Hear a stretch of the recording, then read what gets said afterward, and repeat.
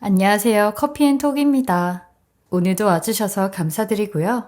바로 사연 읽어보겠습니다. 안녕하세요. 여러분들은 이번 설 명절을 잘 보내셨나요? 며느리라면 다들 명절 음식이나 손님 맞이하는 걸 피해갈 수 없는데 저도 결혼하고 나서 명절 증후군이 뭔지 뼈저리게 느낄 정도로 많이 힘들었어요. 그래도 끝까지 버티니 결국 봄날이 오기는 하더군요. 어쨌든 이 세상 며느리들이 제 사연을 통해 사이다를 느끼면서 조금이나마 속 시원함을 느끼셨으면 좋겠습니다. 그럼 본격적으로 제 사연을 작성해 보도록 할게요. 일단 저는 결혼한 지 1년이 된 30대 후반의 여성이고 작은 회사의 사장으로 근무를 하고 있습니다. 저는 부모님이 사고로 돌아가시게 되면서 어렸을 적부터 조부모님 밑에서 자라게 되었어요. 저희 할아버지는 제가 나름 유일한 손녀라고 하고 싶은 거나 배우고 싶어 하는 건 다 시켜주셨는데 그 덕에 부족함 없이 살았어요. 하지만 어렸을 적부터 부모님이 없다 보니까 아무리 조부모님이 많이 사랑해주시고 챙겨준다고 하셔도 어쩔 수 없이 부모님이 주시는 사랑이 그립긴 하더라고요. 그래서인지 성인이 되고 남자를 만나도 항상 아빠같이 듬직한 사람, 그리고 엄마같이 따뜻한 사람을 찾아다녔어요. 그리고 그땐 먼 미래였지만 나중에 결혼을 하게 되면 시어머니, 시아버지를 내 친부모처럼 모시고 살아야겠다 라는 생각도 했었고요. 당연히 저의 이야기를 들은 친구들은 어떻게 시어머니, 시아버지가 친부모가 될 수 있냐며 시자 들어가는 식구들은 남이고 기피할 사람으로 생각하라곤 했어요. 나중에 시댁 식구들 모시고 산다는 말은 절대 하지 말라면서요. 어떤 친구는 제게 그건 지옥으로 들어가는 급행 열차나 다름없다고 하였는데 이때까지만 해도 저는 그저 좋은 시댁을 찾으면 되지 않나? 라는 생각을 했었어요. 무슨 자신감인지 분명히 저라면 모두와 잘 지낼 수 있을 거라고 생각했어요. 그렇게 몇 년이 지나 저는 그동안 이상형으로 이야기했었던 아빠같이 듬직하고 엄마같이 따뜻한 사람을 만나 연애 5년 만에 결혼을 하였어요. 저희 할아버지께서는 부모님이 다 돌아가셨다 보니 제가 시댁에서 흠이 잡힐까봐 걱정이 많으셨는데 막상 저희 시댁 식구들을 직접 만나니 다들 편견 없이 대해주셔서 좋으신 분들이라는 생각이 들더군요. 그래서 문제없이 결혼 허락을 받고 상견례를 잡게 되었어요. 이미 예비신랑은 저희 집 사정을 다 알고 있었기에 당연히 시부모님께 저희 부모님은 다 돌아가시고 조부모님과 살고 있다는 것을 말씀드렸다고 생각했는데 상견례 때 시부모님께서 이와 관련된 내용을 전혀 모르고 계셨던 건지 저에게 부모님의 존재 여부를 물으시더군요. 저는 혹시나 옆에 계신 할아버지가 괜히 민망해 하시거나 결혼이 엎어지게 될까봐 있는 그대로 빼놓지 않고 말씀을 드렸어요. 그때 할머니는 건강 악화로 할아버지만 상견례 자리에 참석을 하셨거든요. 제 얘기를 들으신 이후에 시부모님께서는 초반엔 표정이 많이 안 좋으셨지만 어른들의 이야기를 들어보니 네가 안정적인 직장을 다니고 있으니 결혼은 시킨다는 식으로 말씀을 하시더라고요. 상견례가 끝날 때까지 문제가 생길까봐 속을 애태웠는데 예비신랑은 별 신경을 안 쓰는 것 같아 저 혼자만 발을 동동 굴렸어요. 제 편을 들어주는 것까진 바라지도 않았고 최소한 어른들의 이야기에 집중을 해서 도와주었으면 좋겠는데 무신경하더군요. 그래도 시간이 지날수록 시댁 측과 저희 할아버지와 대화가 좋은 방향으로 풀려가게 되어 상견례는 문제없이 좋은 분위기로 마무리가 되었어요. 상견례가 끝나고 예비신랑과 둘이 있을 때 왜 내 가족 이야기를 시부모한테 자세히 말씀 안 드렸냐고 하니 본인 부모님은 제가 부모님과 조부모님과 다 같이 사는 걸로 알고 계셨다고 하더라고요. 저희 할아버지께서도 하나밖에 없는 손녀딸을 시집 보내려니 약간은 걱정된다고 하셨지만 어차피 시댁 식구들과 따로 사니까 큰 문제는 없을 것이라면서 안심을 시켜드렸어요. 하지만 신혼여행을 다녀와서 시댁에 인사를 가니 형님들의 텃세부터 시작해 시부모님의 시집살이까지 본격적으로 시작이 되었어요. 저와 남편은 이왕 가게 된 신혼여행이었기에 출근 전날까지 확실하게 놀고 오려고 일정을 빠듯하게 잡았고 출근 전날 시댁에 찾아갔죠. 그런데 시어머니께서 저를 앉혀놓고 우리나라 예절 이야기를 하며 말도 안 되는 제안을 하기 시작했죠. 예부터 우리나라는 결혼을 하면 며느리가 일주일간 시댁에 와서 아침상 차리고 시부모님을 챙겨야 된다. 가풍 있는 집안들은 다 그렇게 한단다. 그러니까 조금 멀더라도 집에 와서 아침밥을 차리고 출근을 해라. 그 말을 듣는데 너무 황당했어요. 요즘 시대에 이런 구시대의 방식을 따르는 사람들이 얼마나 된다고 이런 걸 시키신지. 무엇보다 문제는 신혼집에서 시댁까지는 약 40여 분 정도가 소요가 되기 때문에 아침밥을 차리려면 최소 오전 4, 5시에는 출발을 해야만 무사히 출근을 할 수 있었거든요. 그래도 처음부터 시댁 식구들과 삐그덕하기에는 앞으로의 인생이 너무 길었기 때문에 최대한 시어머니와 조율을 해서 출근에 지장이 생기지 않도록 하려고 했어요. 하지만 아무리 사정을 이야기를 하더라도 받아들여 주시지 않더군요.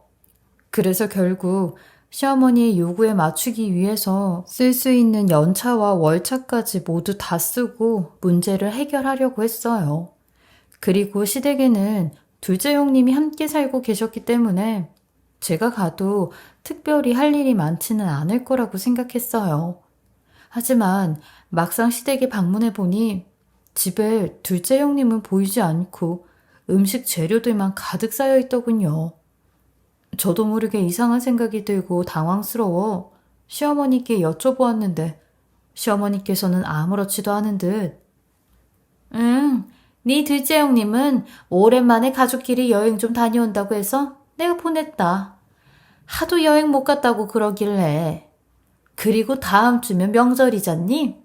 너도 와서 도와야 하니까 한번 이번 주 내내 연습 좀 해보라고 내가 너를 위해서 특별히 재료까지 준비를 해놨다.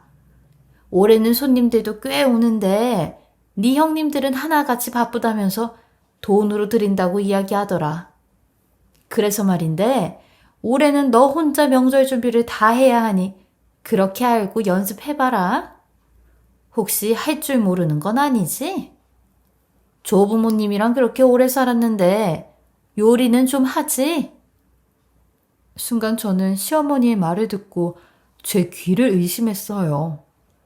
올해는 손님들도 오신다면서 제가 하나부터 10까지 맡아서 주도적으로 해야 한다니 이제 갓 결혼을 한 사람이 뭘 할 줄 안다고 이렇게 당연하게 말씀을 하시는지 정말 도망치고 싶었어요. 그리고 혼자서 그 많은 명절 음식을 어떻게 해야 하는지 도움받을 사람도 없어 막막했고요. 그래서 저는 형님들도 이번 명절엔 각자 사정으로 빠진다니까 그걸 조금이라도 피하고 싶어서 어머니, 저도 할아버지 혼자 계셔서 명절 끝나고 친정에 가야 될 것 같은데 올해는 어머니께서 음식을 만드는 거 도와주시고 내년부터는 저도 열심히 배워서 해볼게요. 아니 얘, 내가 뭐 어려운 거 시키니? 그리고 네가 하면 뭐 얼마나 한다고 첫 명절부터 이런 식으로 하니? 아유, 이래서 부모 없는 것들은 예절 교육이 안 되어 있다니까? 그리고 뭐? 어디 며느리가 시애미한테 명절 음식 만드는 걸 도와달라고 해? 첫 명절부터 내가 음식을 하면 조상님들이 이번에 들어온 며느리 참 잘 들였다 하시겠다. 네 형님들은 첫 명절 때 부모님 쓰시라고 용돈도 두둑히 가지고 오고 제사 음식부터 식구들 챙겨 보낼 음식까지 빼놓지 않고 다 했다. 근데 너는 막내가 되어가지고 벌써부터 눈치 살살 봐가며 가족 행사 빼내려고나 하고 이게 말이 된다고 생각하니? 다른 사람들은 몰라도 너는 오래 빠지면 아주 단단히 혼날 줄 알아라. 그리고 너 월차랑 연차 썼다고 했지? 이왕 그렇게 쓴 김에 성민이한테도 말해라.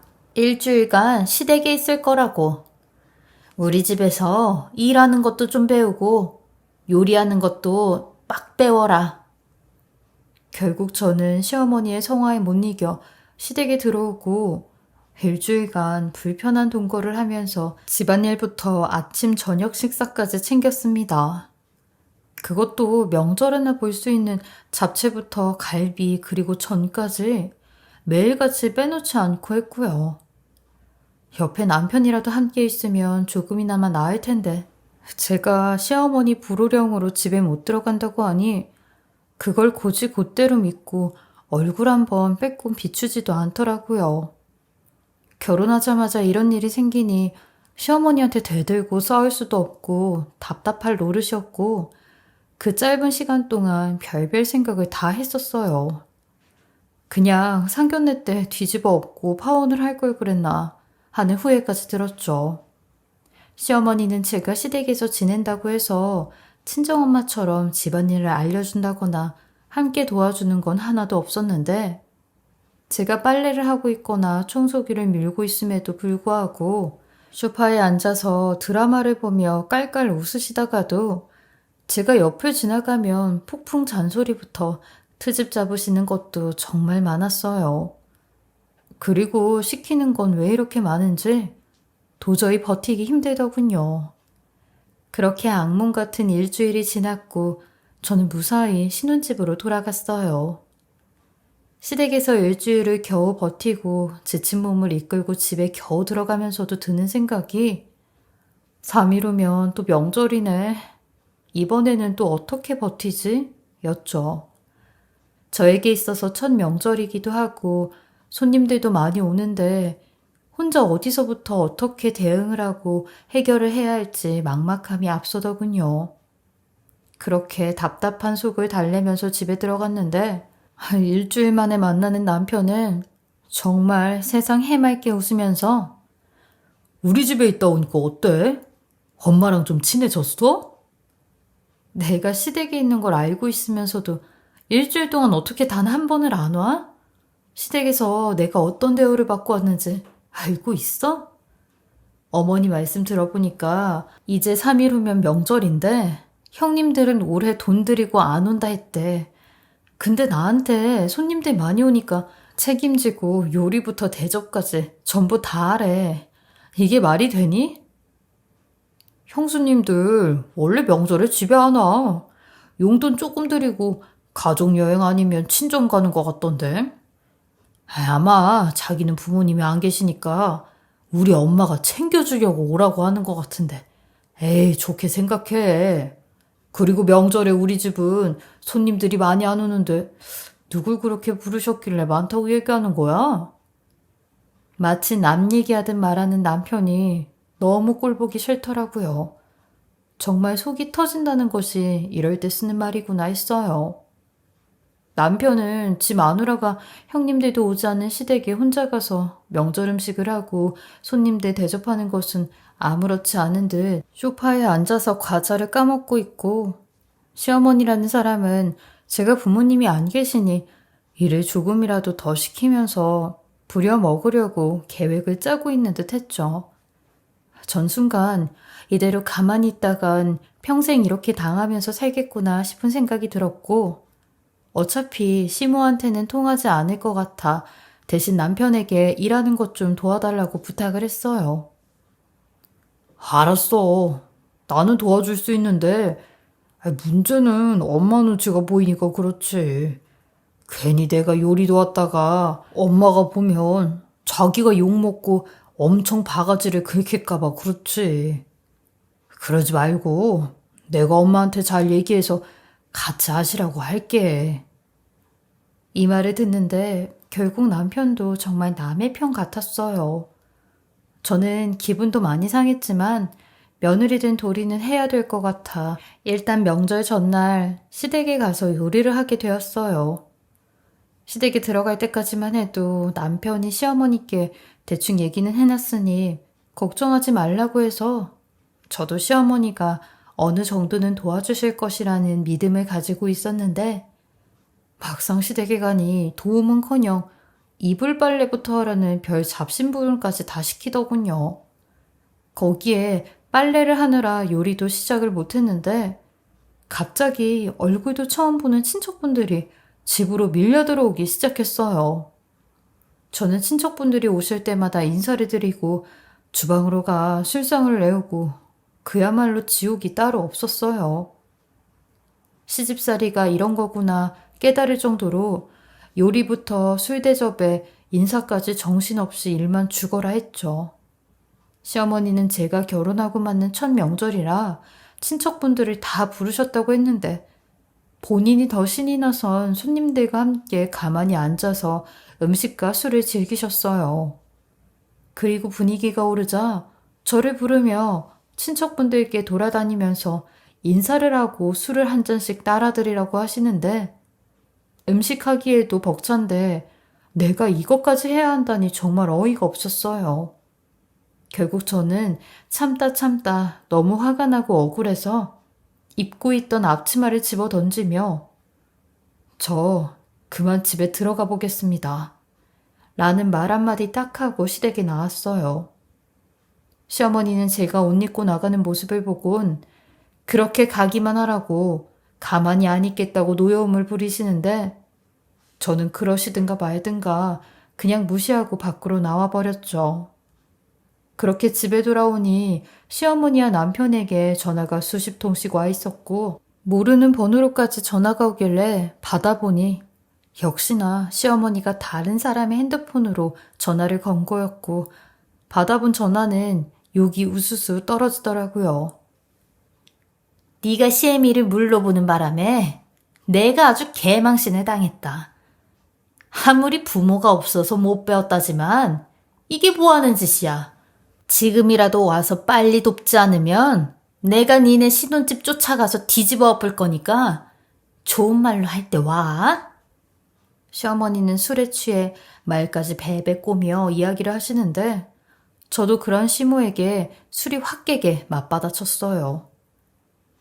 어머니도 못하시는 음식을 저 혼자 묵묵히 다 할 줄 알았어요? 저도 그렇게 못할 것 같아요. 그리고 어머니께서 저한테 자꾸 부모가 없어 못 배웠다고 하시는데 저 부모님 두 분 다 안 계셔도 조부모님 밑에서 못 배운 거 없습니다.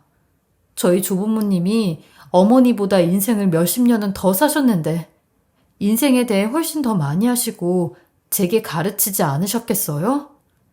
할아버지께서는 저에게 불의를 보면 참지 말라고 가르치셨고 할머니께서는 부모 없는 건 죄가 아니니까 억울한 일이 생기면 적당히 대응하라고 하셨습니다. 저는 이런 조부모님의 가르침대로 아주 잘 대응하고 있고요. 제가 시댁으로 안 가면 저희 신혼집으로 오신다고요? 네, 오세요, 어머니. 와서 이야기하세요, 그럼. 시어머니는 심지어 욕까지 하시며 뭐라고 하시는데 저는 더 이상 들을 가치도 없어 전화 끊어버렸어요. 당연히 저도 어른에게 이렇게 대들어본 건 처음이다 보니까 가슴도 막 떨리고 식은땀까지 났죠. 그리고 나중에 발생한 일이 두렵고 무서웠어요. 하지만 저희 조부모님의 가르침대로 부모가 없는 게 내 잘못이 아니고 엄마 아빠가 없다는 이유로 시집살이를 당할 이유도 욕을 먹을 이유도 없다고 생각해 적절하게 잘 대응했다고 생각했어요. 초반부터 제 입지를 확실히 다져놔야지. 그렇지 않으면 계속 시어머니에게 휘둘리고 당할 것 같았거든요. 그러면서도 설마 시어머니가 신혼집까지 쫓아올까? 나중에 욕이나 먹으면 끝이 나겠지 싶었는데 제 생각과는 다르게 시어머니께서는 제 전화를 끊자마자 남편과 함께 신혼집으로 오셔선 남편이 말릴 틈도 없이 막무가내로 고함을 지르기 시작했어요. 너 내가 못 올 줄 알았어? 너 버르장머리가 없어도 정도껏 없어야지. 안정적인 회사 다니는 거 하나 보고 마음에 안 드는 거 기껏 며느리로 받아줬더니 결혼한 지 얼마나 됐다고 기어오르고 있어? 이래서 부모가 없는 것들은 집에 들이면 안 된다니까. 이래서 부모가 중요하다니까. 네 할머니 할아버지가 교육을 그렇게 시켰다고? 얘, 노인네들이 뭐 알긴 알겠어? 교육 참 잘 시켰네 아주. 오늘 내가 너 때문에 얼마나 쪽팔렸는 줄 알아? 막내 며느리가 새로 들어와서 인사드린다고 다 불렀는데 앞치마를 던져놓고 집으로 가? 너 하나 때문에 친척분들한테 며느리 교육 좀 잘 시키라는 이야기부터 CM이가 며느리한테 당한다는 이야기나 들었다. 내가 너 때문에 안 들어도 될 욕을 먹었다고? 그런데도 쫓아올 테면 와보라고 해? 너 안 되겠다. 당장 이 집에서 나가라. 어차피 니들 혼인신고도 안 했으니까 깔끔하게 헤어지라고 이 망할 거사. 이미 세상에 없는 저도 제대로 보지 못한 저희 부모님을 모욕스럽게 욕까지 하시는데 너무나 화가 치밀어 올라 남편과 헤어질 거 각오하고 따질 건 다 따지자 싶었어요. 저도 도저히는 참을 수 없을 것 같네요. 네, 저도 이 사람이랑 갈라설게요. 이렇게 무식하고 본데 없는 집안이랑 평생 같이 살 생각하니까 소름이 다 끼치네요. 막말로 어머니는 뭐 볼 거 있으세요? 아들은 중소기업에서 인턴이나 하고 있고 돈을 벌면 제가 더 벌어요. 그리고 어머님도 능력이 없으시니 집안 짱짱한 형님들한테 돈이나 뜯을 생각 하시는 거 아니에요? 저는 부모 없다고 함부로 막대하는 거고요. 제가 맞는 말만 따박따박하니 시어머니는 화를 참지 못하겠는지 손이 날아오더군요. 그렇게 한창 욕과 날아오는 손을 막으며 몸싸움까지 번져졌는데 남편이라는 놈은 절 말리며 지금 우리 엄마한테 뭐 하는 짓이냐고 하더군요. 그러던 중 현관 벨소리가 막 들리기 시작하는데 남편이 조용히 해보라고 누가 신고를 한 것 같다고 하더라고요. 그리곤 밖을 나갔다 뭔가를 들고 오는데 누가 퀵으로 선물을 보냈다며 유심히 살펴보더라고요. 보낸 사람 이름을 들어보니 저희 할아버지였어요. 그 와중에도 시모는 저희 할아버지가 보낸 선물이 궁금했는지 재빠르게 뜯어보시더군요. 저는 시어머니 손이 그렇게 빠른지 이때 처음 알았어요. 혹시 돈이라도 들었나 하는 표정으로 선물을 뜯더니만 내용물을 보자마자 갑자기 사색이 되며 얼굴이 굳어지더군요. 저도 그런 시모에게 선물을 빼서 할아버지께서 보내주신 선물을 받고 뭔지 몰라 일단 그 위에 있는 편지부터 읽어보았어요. 할아버지는 그동안 제게 얘기는 못하고 있다가 이젠 제가 시집을 가서 이야기할 수 있다는 운을 띄우시며 제가 걱정할까봐 말을 안 했었는데 할머니와 함께 요양병원으로 잦은 입수를 하셨다고 하는 겁니다. 그리곤 엄마랑 아빠랑 같이 찍은 사진을 보낼 테니 늘 가슴에 품고 지내라며 저 어릴 적 사진을 보내주셨는데 원래는 할머니나 할아버지가 저한테 단 한 번도 부모님 사진을 보여주지 않으시다가 이제서야 이 사진을 보내주신 거였어요. 저는 그런 할아버지의 편지에 눈물이 차올라 간신히 꾹꾹 누르고 있는데 시어머니가 잠깐 동안 아무 말씀이 없다가 제가 들고 있는 그 사진을 보더니 말까지 더듬으면서 예, 혹시 여기 있는 이 여자가 네 엄마니? 이거 보니까 가족 사진 같은데 맞아? 한창 손을 올리시다가 당황하는 시어머니가 왜 저러시는지 싶었는데 일단은 사진 속 여자가 제 엄마가 맞아 저는 있는 그대로 엄마가 맞다고 했어요. 그러니 시어머니가 갑자기 상의할 게 있다며 남편을 끌고 밖으로 나가시는 겁니다. 그 모습에 저 또한 누가 봐도 이상하다는 생각이 들어 두 사람의 이야기를 엿들어야겠다 싶어 몰래 뒤를 밟아 따라가니 비상계단에서 숨어서 이야기를 나누는 겁니다. 성민아, 이 일을 어떡하면 좋냐? 그 사진 보니까 네 장모 되는 사람 아무래도 내가 예전에 도우미로 일했었던 집 같은데 왜 그 여자랑 그 여자 남편이 차린 회사가 얼마 안 돼 대박나서 돈방석 앉은 그 집. 나는 그것도 모르고 그지의 부모 없는 자식이라고 그렇게 구박을 했는데 어떡하냐? 시어머니가 불안에 떨면서 이와 같은 이야기를 하길래 저는 바로 핸드폰 녹음기를 꺼내 그 둘의 대화를 녹음했어요. 뭐? 엄마가 도우미로 일했다던 그 집이라면 엄마랑 아버지가 돈 뜯어내려고 말도 안 되는 정보 올려서 돈 왕창 뜯어냈던 그 집 말하는 거야? 아니, 그 집 그것 때문에 회사도 휘청했었다며. 그 일로 사정부부도 해결하러 다니다가 사고까지 나서 저 세상 간 거고. 아이, 그럼 그분들이 내 장인어른 장모님이라는 건데 엄마 말이 진짜라면 시훈이 앞으로 엄청난 재산이 있을 거 아니야? 엄마, 그럼 이렇게 구박할 게 아니라 시훈이를 모시고 살아야 하는 거 아니냐고. 혹시라도 이 일을 시훈이가 눈치채면 엄마랑 아버지 둘 다 진짜 큰일 나는 건데? 저는 이 두 사람의 이야기를 듣고 내가 지금 듣고 있는 게 무슨 소리인가 싶어 눈과 귀를 의심했어요. 마음 같아선 지금이라도 당장 두 사람 앞에 가서 내가 모든 이야기를 다 들었고 당신이 우리 부모님을 사고로 돌아가시게 만들었냐고 따져 묻고 싶었지만 일단은 냉정하게 행동해야겠다 싶었어요. 감정이 앞서 나가는 게 그다지 좋은 방법이 아닌 것 같았죠.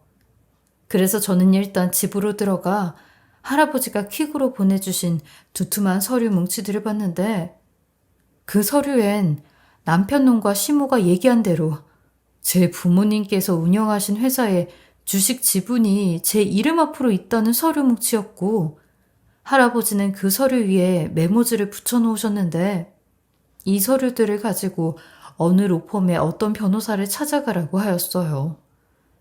저는 남편 놈과 시모가 집으로 돌아오기 전에 바로 그 서류들을 숨겨놓았고 집에 돌아온 시모는 태도가 180도 바뀌어선 자기가 술 기운에 제정신이 아니었다며 미안하다고 사과를 하고 이제부턴 절대로 이런 일이 없을 거라며 화풀 나고 용서해달라고 하였어요.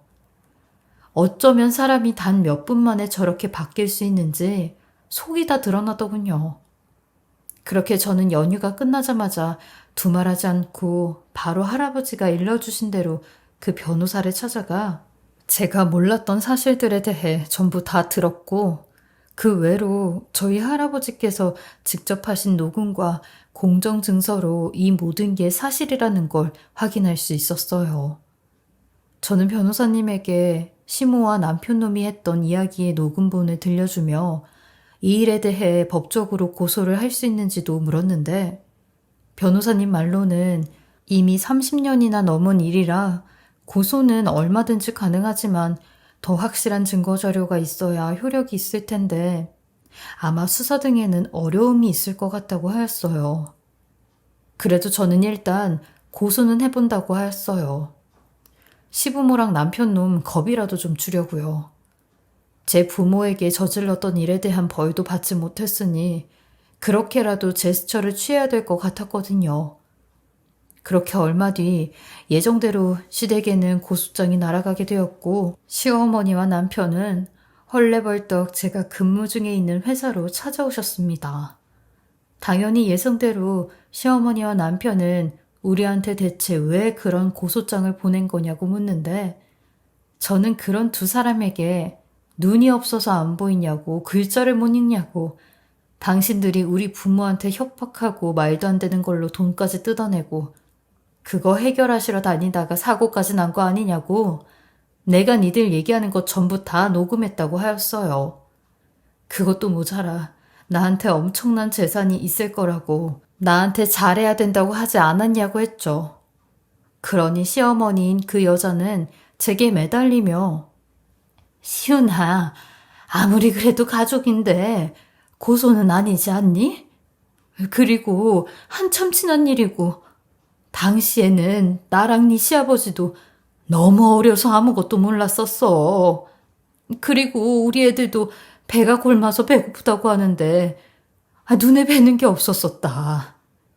그래도 과거에는 악연이었지만 너희 돌아가신 부모님이 이렇게라도 다시 만나 잘 살아보라고 이어줘서 우리가 서로 가족이 된 거 아니니? 그러니까 너희 부모님 뜻을 이해하고 우리 서로 용서하고 잘 살아보자. 시어머니의 이야기를 듣는데 뒷골이 다 당기더라고요. 어떻게 이게 인연이라고 저희 부모님이 맺어준 거라고 얘기를 할 수 있냐고요.